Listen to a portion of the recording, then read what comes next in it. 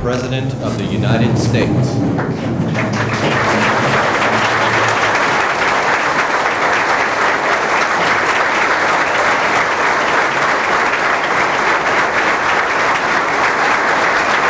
Thank you.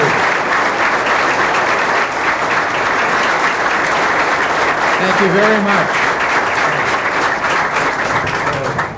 Thank you. Be seated, please. My fellow Americans, we're broadcasting live today from Fort Myer, a military installation just outside Washington. And before me at this moment, looking tall and impressive, are members of the Honor Guard of the 5 branches of the military service: the Army, Navy, Air Force, Marine, and Coast Guard.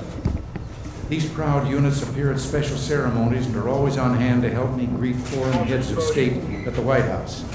And believe me, the leaders of other nations have often commented on the snap, the polish, and the soldierly bearing of these troops. In fact, I sometimes think a few of our visitors were a little envious of the Gipper as our uniformed sons and daughters passed by in review.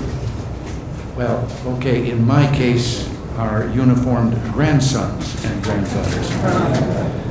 But today, we're all on hand at Fort Myer to celebrate a very special date in America's official calendar, Armed Forces Day.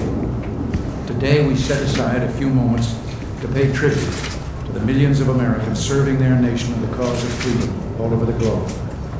Many of them are listening to me now, and as Commander-in-Chief, I will remind each of you in uniform how grateful your country is to you.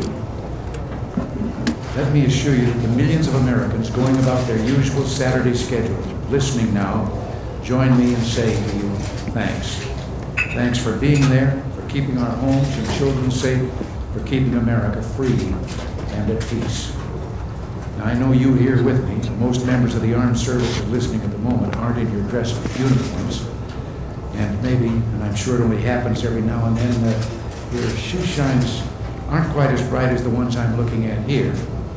But I know the sense of military professionalism, love of country, and commitment to freedom is just as strong. It's because of that patriotism and professionalism that you've left your homes and communities to become part of an extraordinary military tradition. Unlike so many other traditions, America's military history has been largely one not just of great battlefield victories, but victories in the name of something beyond conquest or self-interest.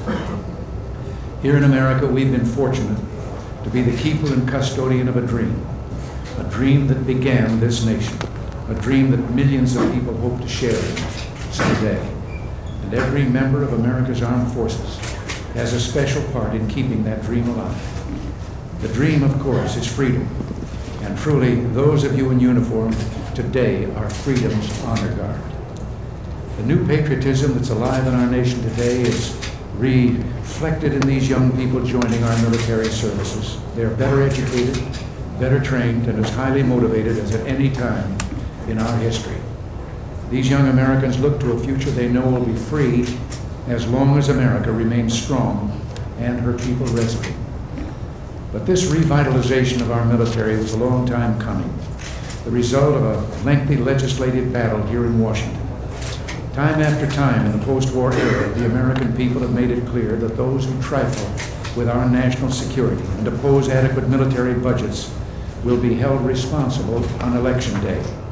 And it's this kind of support from the American people that got a consistently reluctant Congress to vote the appropriations necessary to rebuild America's defenses. But old habits die hard. Much of what we've achieved is now in jeopardy. As one congressman described the inconsistency, we are marching down the mountain we have been marching up. You see, the House of Representatives recently passed a military budget that is wholly inadequate, a throwback to the 70s, a budget that is a breach of faith with our armed forces and our allies, and would send exactly the wrong signal to the Soviets and their satellites. So today, I not only want to ask every American to join me in saluting our young Americans in uniform, I want to reiterate that the best way to ensure their lives are never placed in jeopardy is to send a message to Washington and to the world, a message that says the American people are committed to national defense and that we stand behind those who wear our country's uniform. We owe a great debt to those on freedom's first line of defense, men like Captain Lawrence and Captain Rivas Domenici, Air Force pilots who recently lost their lives in the raid on Libyan terrorists. We honor them today and all the members of Freedom's Honor Guard. We say thank you, you our armed forces, and pledge our support for adequate military expenditures, a strong defense, and the dream of world freedom and peace. Until next week, thanks for listening, and God bless you.